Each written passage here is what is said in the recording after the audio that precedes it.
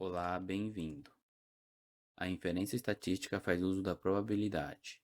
Por este motivo, nesta aula vamos ver alguns conceitos básicos de probabilidade importantes para nosso curso. Também veremos a diferença entre variáveis aleatórias discretas e variáveis aleatórias contínuas. Veremos o importante conceito de distribuição de probabilidade e o que será um conhecimento necessário para as próximas aulas, como podemos calcular probabilidades de variáveis aleatórias contínuas. Iniciamos passando rapidamente pelos conceitos básicos de probabilidade e depois veremos um exemplo. Se necessário, pause o vídeo para ler com mais tranquilidade as definições dadas. Um experimento é um procedimento a ser executado. Uma característica dos experimentos em que estamos interessados é que podemos descrever o conjunto de todos os seus resultados possíveis, mas não podemos afirmar qual resultado ocorrerá em uma execução em particular. Uma outra característica é que os experimentos podem ser repetidos sob condições essencialmente inalteradas. Espaço amostral é um conjunto com todos os resultados possíveis de um experimento. Um evento é um subconjunto de um espaço amostral. E variável aleatória é uma descrição numérica do resultado de um experimento.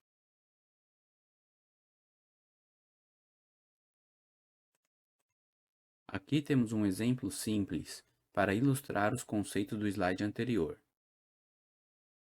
Considere o experimento que consiste em lançar duas moedas para cima. Como vimos, um espaço amostral é um conjunto com todos os resultados possíveis de um experimento.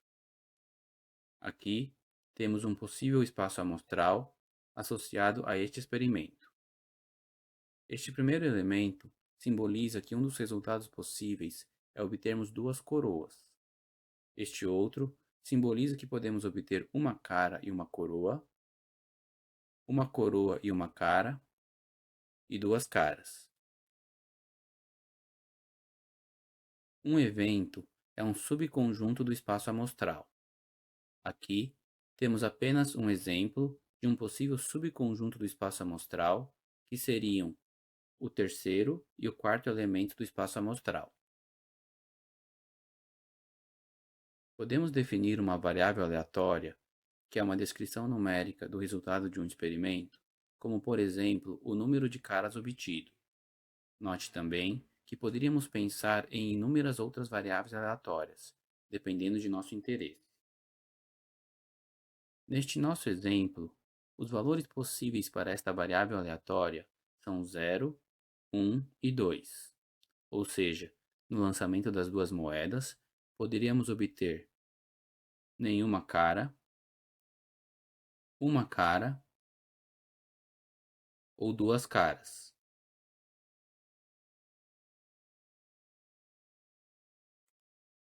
Visto este exemplo simples, vamos nos deter um pouco mais detalhadamente no estudo das variáveis aleatórias, em decorrência do papel central que ela terá no decorrer do curso. As variáveis aleatórias podem ser classificadas como variáveis aleatórias discretas ou variáveis aleatórias contínuas. Uma variável aleatória discreta é aquela que pode assumir um número finito de valores ou um número infinito numerável. O exemplo que vimos do lançamento de duas moedas é um exemplo em que a variável aleatória é discreta e pode assumir um número finito de valores.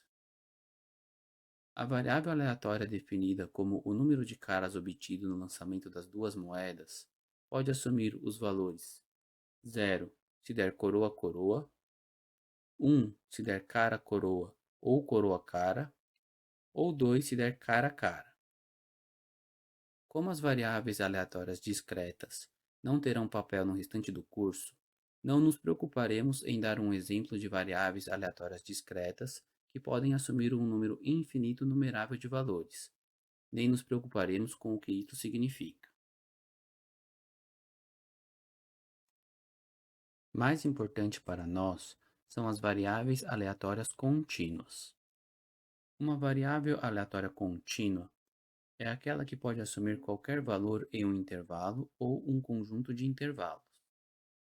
Note que neste caso temos um problema idealizado, pois consideramos que a variável aleatória pode assumir qualquer número real num dado intervalo. Um exemplo ilustrativo consiste no experimento de despejar água em um copo com capacidade máxima de 350 ml. Podemos definir nossa variável aleatória como a quantidade de água no copo em ml após realizado o experimento. Os valores possíveis que a variável aleatória pode assumir estão no intervalo entre 0 e 350 ml. Como no intervalo não vazio temos infinitos números, sendo essa uma propriedade dos números reais, nossa variável aleatória pode assumir um número infinito de valores entre 0 e 350. Isto nos impõe uma certa dificuldade no cálculo de probabilidades envolvendo variáveis aleatórias contínuas. Vejamos. Primeiro, vamos considerar o exemplo do lançamento de duas moedas, em que definimos nossa variável aleatória como o número de caras obtido. Já sabemos que o conjunto de todos os resultados possíveis do nosso experimento, ou seja, nosso espaço amostral, é este. Já sabemos também que os possíveis valores que nossa variável aleatória pode assumir é 0, 1 ou 2. Ou seja, podemos obter nenhuma cara, uma cara ou duas caras. Com isso, a probabilidade da variável aleatória assumir o valor 0 é igual a 1 quarto ou 25%, pois temos uma possibilidade em 4 resultados possíveis. A probabilidade da variável aleatória assumir o valor 1 é igual a 2 quartos ou 50%, pois temos duas possibilidades em 4. E a probabilidade da variável aleatória assumir o valor 2 é igual a 1 quarto ou 25%, pois temos uma possibilidade em 4 resultados possíveis. Note que não é possível utilizar essa forma usual de cálculo de probabilidades para variáveis aleatórias contínuas, pois em tese ela está associada a um espaço amostral com um número infinito de resultados possíveis. Então, como podemos calcular probabilidade para variáveis aleatórias contínuas? Para responder, precisamos do conceito de distribuição de probabilidade. Como existe uma diferença fundamental entre as variáveis aleatórias discretas e as variáveis aleatórias contínuas em termos de como calculamos suas probabilidades, temos que fazer uma distinção entre distribuição de probabilidade de variáveis aleatórias discretas e distribuição de probabilidade de variáveis aleatórias contínuas. Para uma variável aleatória discreta, a distribuição de probabilidade é definida por uma função que associa uma probabilidade a cada valor que a variável aleatória pode assumir. Podemos apresentar a distribuição de probabilidade de uma variável aleatória discreta por meio de uma tabela como esta. Aqui temos o exemplo do lançamento de duas moedas que vimos anteriormente, tendo na primeira coluna os valores que a variável aleatória pode assumir e na segunda as respectivas probabilidades associadas. Note uma característica importante da distribuição de probabilidade de variáveis aleatórias discretas. Para cada valor que a variável aleatória pode assumir, temos uma probabilidade associada.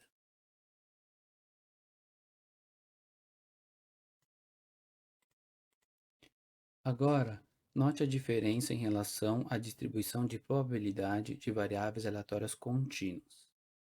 Para variáveis aleatórias contínuas, a distribuição de probabilidade é definida por uma função densidade de probabilidade. A diferença em relação à distribuição de probabilidade de variáveis aleatórias discretas é que a função densidade de probabilidade das variáveis aleatórias contínuas não nos fornece diretamente a probabilidade para cada valor possível da variável aleatória contínua. Para calcularmos probabilidades envolvendo variáveis aleatórias contínuas, devemos calcular a área correspondente a um dado intervalo sob a curva do gráfico de sua função densidade de probabilidade. Vamos imaginar uma variável aleatória contínua x e que sua função densidade de probabilidade gere este gráfico em tela. Para obter a probabilidade de que essa variável assuma um valor entre dois valores hipotéticos x1 e x2, devemos calcular a área sob a curva neste intervalo. Vamos ver um exemplo.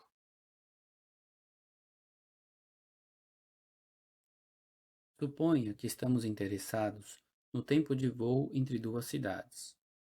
Vamos definir uma variável aleatória x que representa o tempo de voo. Podemos ver que estamos tratando de uma variável aleatória contínua, pois ela pode assumir qualquer valor neste intervalo entre 120 e 140 minutos.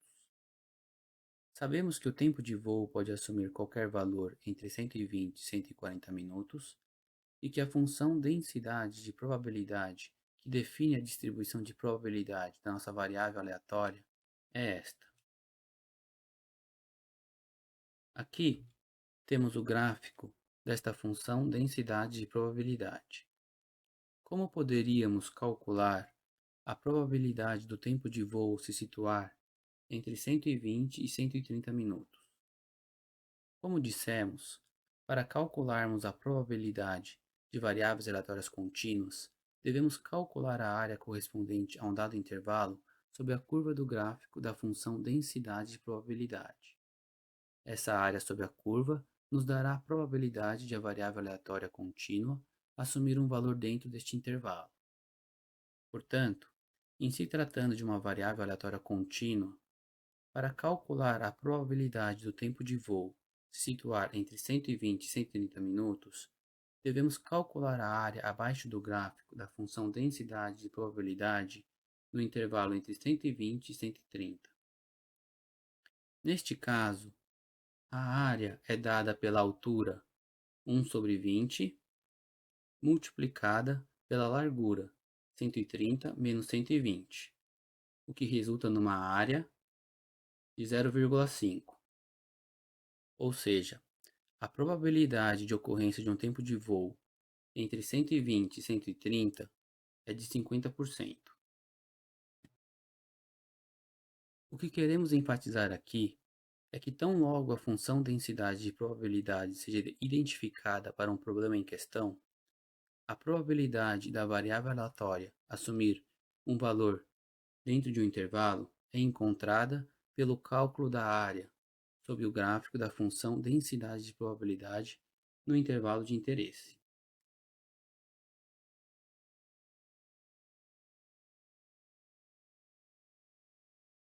Por fim, fazemos duas observações sobre o cálculo de probabilidades de variáveis aleatórias contínuas. Diferentemente das variáveis aleatórias discretas, não falamos mais em probabilidade da variável aleatória assumir um valor em particular. Como a probabilidade de uma variável aleatória contínua assumir um valor dentro de um intervalo é calculada pela área sob o gráfico da função densidade de probabilidade, e uma vez que um único ponto é um intervalo de largura zero, temos que a probabilidade de uma variável aleatória contínua assumir qualquer valor em particular é sempre zero.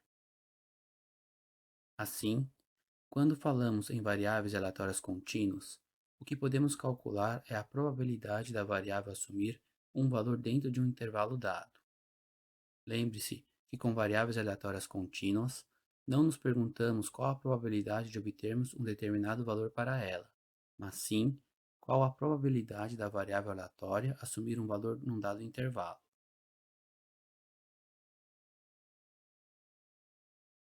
Duas distribuições contínuas de probabilidade serão importantes para nosso curso: a distribuição normal e a distribuição t-de-Student. Eles formam a base para os testes de hipóteses e para a construção dos intervalos de confiança que veremos. Assim, essas duas distribuições serão o tema de nossa próxima aula. Então era isto. Nesta aula, vimos alguns conceitos básicos de probabilidade e vimos também como podemos calcular probabilidades de variáveis aleatórias contínuas utilizando sua distribuição de probabilidade, definida por uma função densidade de probabilidade.